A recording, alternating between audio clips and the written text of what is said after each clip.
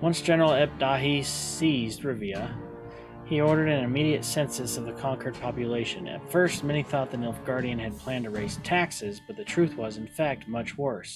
Before long, villages and settlements were visited by slave drivers. There was no hiding from them. They knew of every soul living there. Eliminate the slave drivers. Do not let any unit die.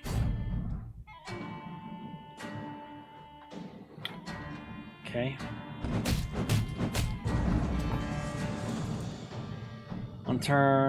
Every turn on turn start, damage the slave in front of him. Okay. By 1.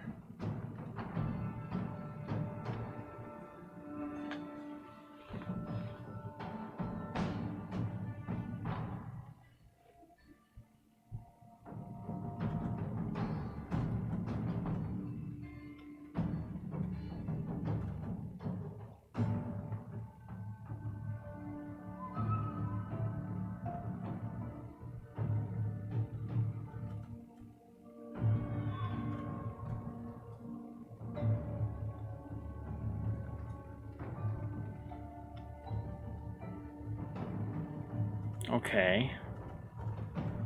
So, mark a unit after 3 turns on turn start switches power with this unit.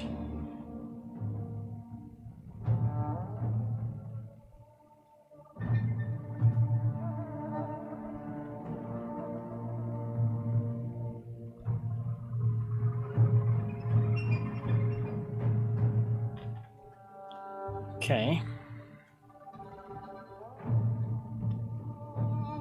So, I put him down. You might have got away had you not been Target falling him. so damn much.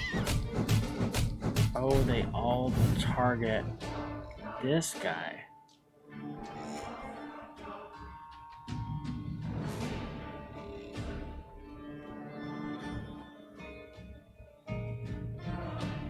So if I put him down A time to sow, and a time to die. and do this, who are they gonna hit? It's random. Okay.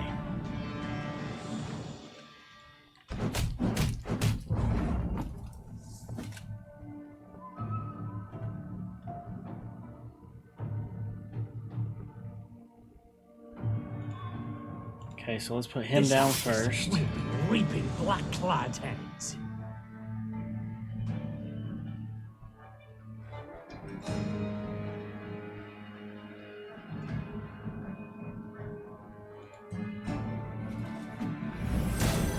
It's gonna work how I think it's gonna work.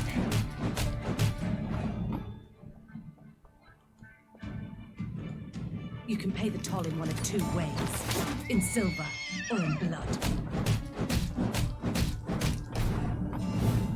Okay.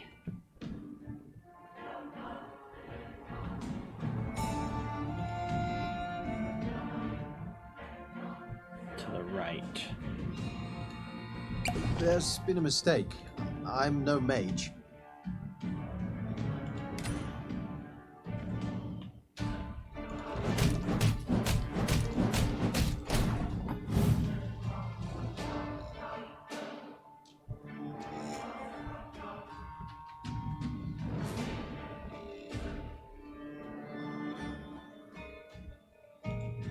Greetings. What is it?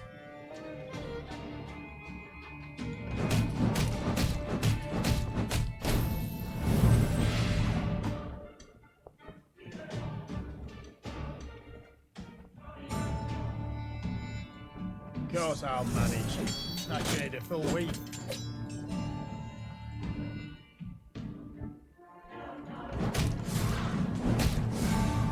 Nice. Okay.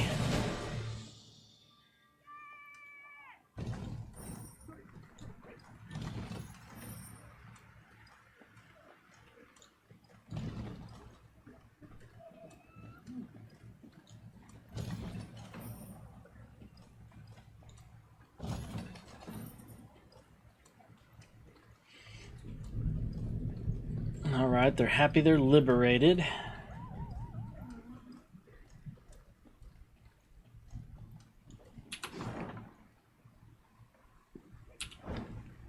Do I still have another shrine? I do. I still have one down there. So let's go ahead and get this one.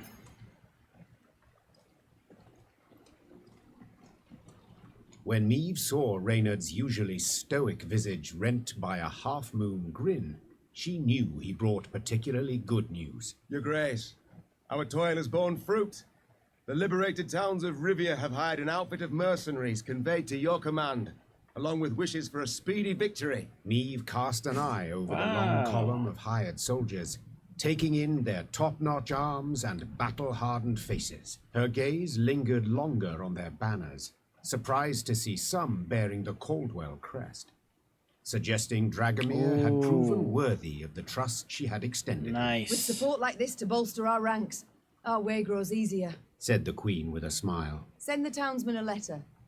Say their queen thanks them for their devotion to the realm, and when the time comes, she shall reward them fittingly.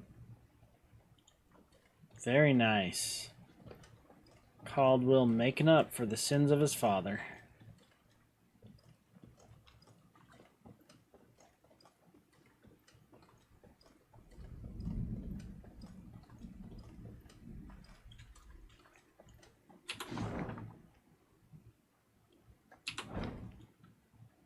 Got a little bit more to explore.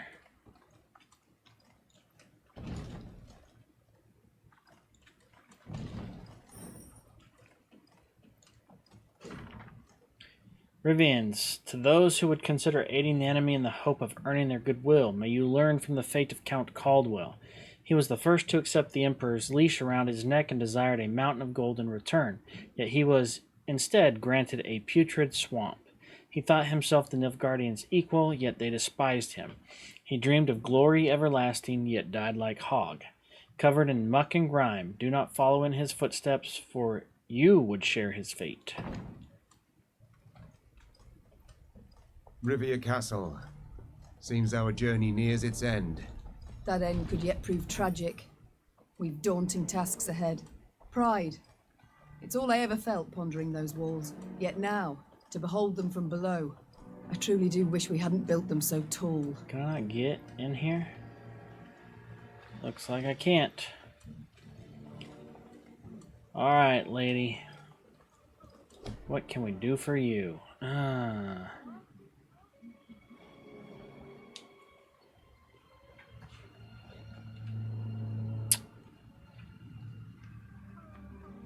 $250.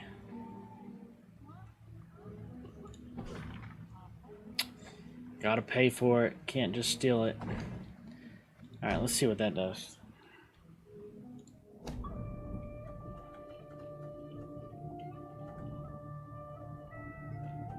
Where'd it go?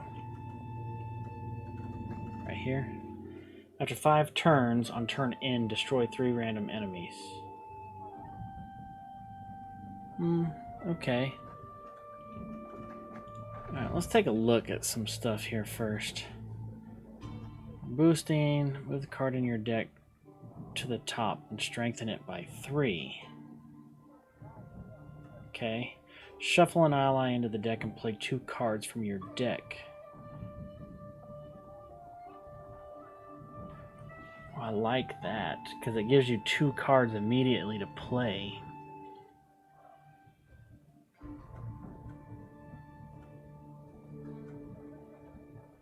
But the spear is nice too.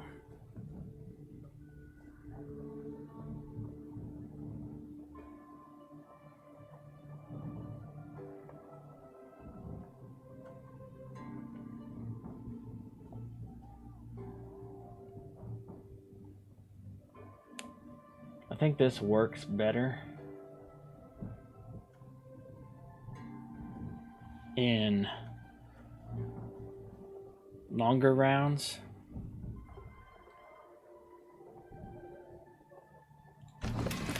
I'm gonna put it in anyways. Okay.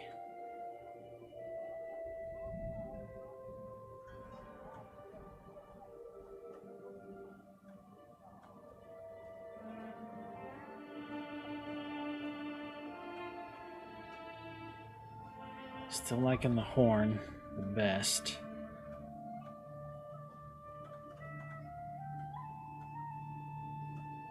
These guys are buffing a lot. Where's that?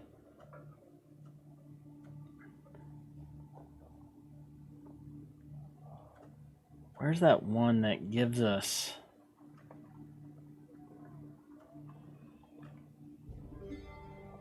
Restore all enemy units to their base power.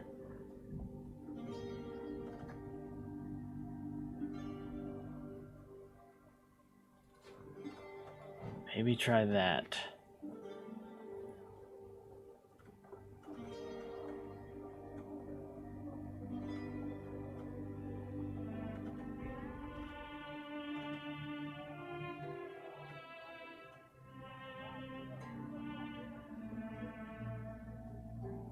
Ooh, that would be nice too.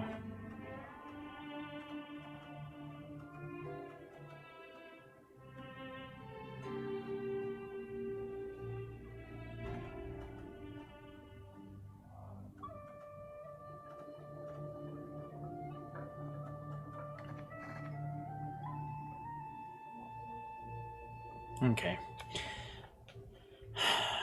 She's kind of ace in the sleeve, but there's a reason we got ballistas. I'm almost positive, so that will allow me to get 2 more of the ballistas in.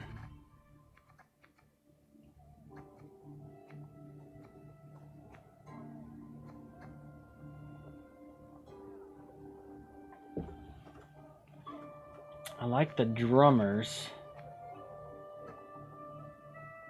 with Renardo.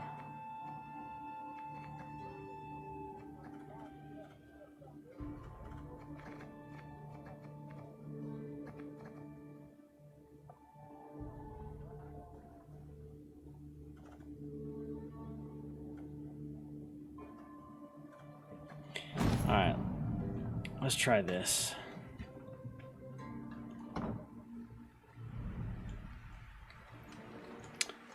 Oh, we were going to... Nope, resume game. What am I doing? Let's go to the workshop. Let's see, what can we do here?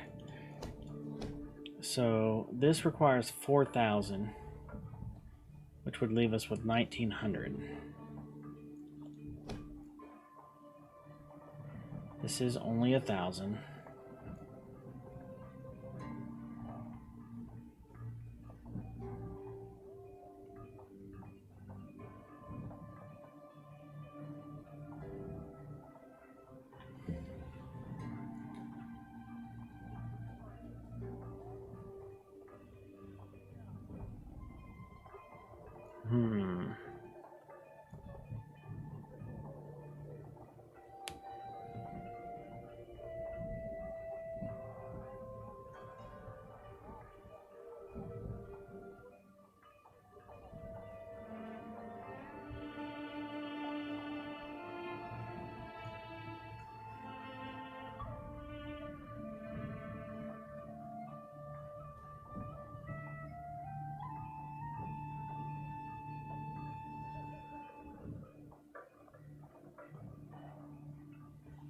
Thinking this one, because I use those strays, and with Gascon, he gets buffed every time people move.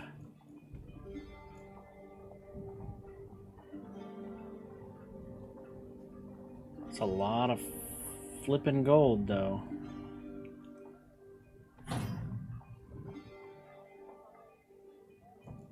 Alright, command tent. Let's get this as well. Anything else we can get? I don't think so.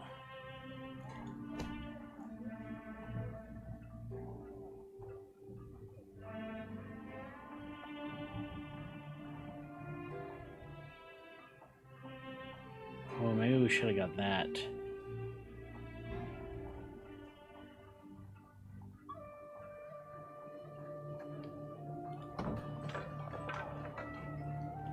Alright. Well, this is what we're gonna go with.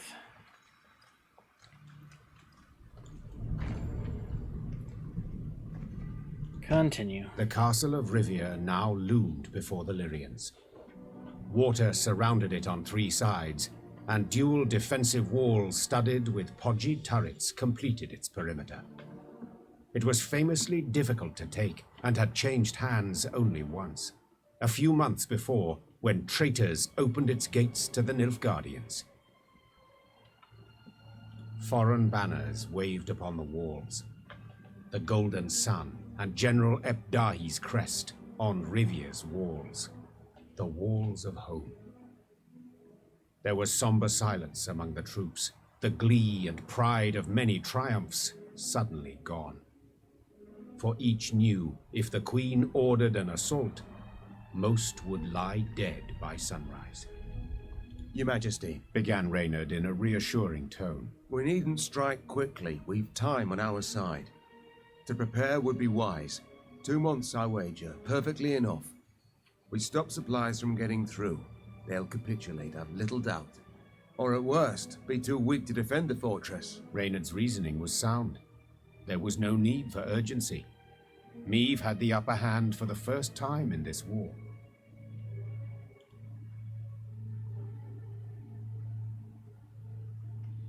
Lay siege.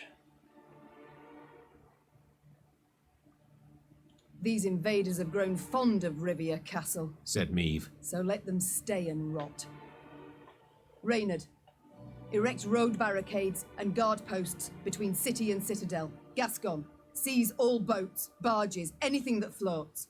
Stop anything from entering from the lake. Move! Soon Rivia Castle stood isolated from the world outside its walls. All roads leading to it were blocked, impassable. Fishing boats, a cordon, embraced the fortress on Loch Escalot. The lanterns on their bows glowed like fireflies in summer. Then, an emissary from the castle brought a message for the Queen. General Epdahi wished to meet, face to face, and half the way between the citadel and the Lyrian camp. Well, well, some general. Smirked Gascon. We've barely snapped the trap shut, yet he's already shaking in his knickers. Meave proceeded to the meeting point without delay. A lone rider soon appeared on the horizon. He came adorned in rich black robes, their golden trim shimmering in stray sunbeams. She'd seen him before, in Edirn, through the megascope. Oh. You came as I requested. Good. Very good. I couldn't possibly refuse such a courteous invitation, especially as compared to your previous missive. The art of diplomacy, you've improved your grasp. Your realm fell quickly. I expended little strength Excuse me. in seizing it. This left me much time to study. But please, we must set aside this bitterness. I'd like to formally welcome you to Rivia, dear Queen. I see you've readily adopted the role of gracious host in my home. In point of fact, I've grown fond of the castle. Fortifications impressive, atypical of the north. Not so your brave soldiers, whom we shall pick off like ducks. I pity them, in fact. Dry your eyes, General. Rest easy. I've no plans for a quick assault. I shall first wait to hear the rumbling in your bellies. Remarkable. You truly believe you can win this war? Yep. I've not been in the north long, but have discovered something all the same. You don't grasp complex ideas. You know Nilfgaard is large, but your minds don't fathom its enormity. You see, for every army you defeat, another will come to take its place. One larger and better equipped than the one before. Even now, as we so pleasantly chat, Army Group East is en route to lift your siege. Due to arrive tomorrow. And do you know what will happen when they do?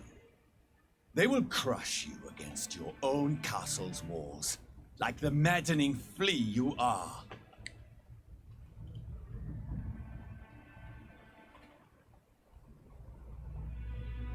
I shall not be insulted or intimidated. Enough. I'll not be insulted, General, nor intimidated. Then I wish you a splendid night, Majesty. Get some rest. You'll need it tomorrow. Indeed I will. For with raised visor, I shall be at the fore, unlike you. In my home, in the civilized world, a general commands his force. He does not rush and thrash about like some rabid hound. You're not at home, General. You're in the north, in my home. But you're right, I will rest. While you should pray to all your gods that we don't meet amidst the fray. Without awaiting a response from General Dahi, Neve pivoted and turned toward camp.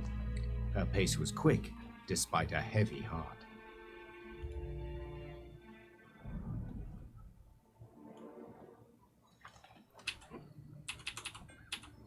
And there's no map.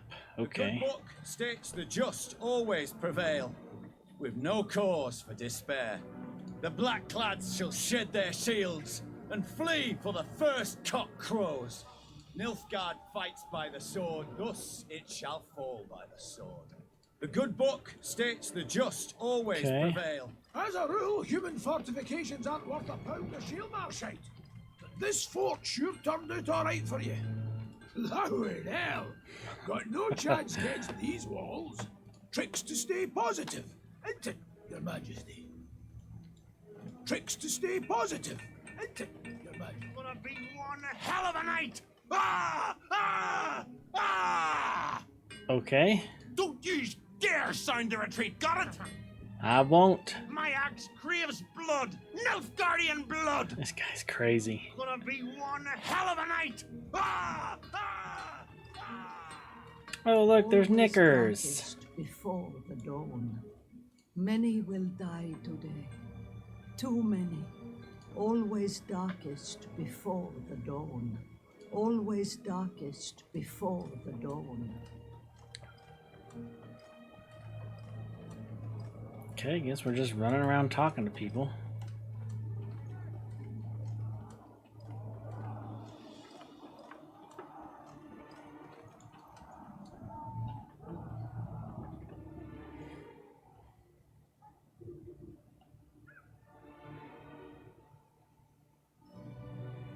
Neve's closest advisors already awaited her in the command tent. In a few brief words, the Queen gave a report of the meeting, only with great effort masking the quavering in her voice. An army, an immense one, approaches from the west. If we meet in open battle, we stand not a chance. Damn it! Why did no one warn me? Our scouts were discovered, captured. It must be that. We must flee. Not at all heroic, I admit, but sure as hell better than being trampled into the dirt. Easily said, but for a problem. Our force is chiefly infantry. The army that draws near includes cavalry, several regiments. We cannot hope to escape them. We cannot hope to hide. What do you advise? We've two options. Capitulate, Out of the question. or take the castle. Tonight. Tonight it is. What are the costs? Suppose for a moment it's possible. Tell me how and at what cost. Are we to scale a mountain of comrades' corpses to reach the top of the wall? I know we're at war and many die, but to command our troops to take that citadel is to condemn them to certain death. Rivia's walls are unassailable, I fully agree. But there's more than one way to take any fort, and this fort too. I think I like where this is going. I know this citadel like no one else. I know its one potential weakness. The boat landing. Wait, that narrowest of piers between the two turrets? The one where the fishermen would land? The same. As I'm sure you recall, Your Grace, at that narrow pier's end stands a narrow door leading straight into the fortress. A small detachment could approach unnoticed, overwhelm any sentries, and get inside. Okay. What then? They would need to pass through the fort to the winch in the guardhouse, open the gate for the rest of the force. Reynard, I'll be honest, it sounds right mad. It does. Perhaps. But as options go, we have it alone. And I'm to choose to send folk there. Most certainly to die. You needn't choose anyone, for I volunteer. And will take only those willing to do the very same. Bloody wretched plan. And you've a better one, do you? Of course. I'll go instead. Beg your pardon? I don't. Face it, Reynard, you couldn't sneak past a corpse. Sound like a bloody tambourine in that armour. Apart from which, you're Maeve's right hand. So you ought to be by her side when the fighting starts.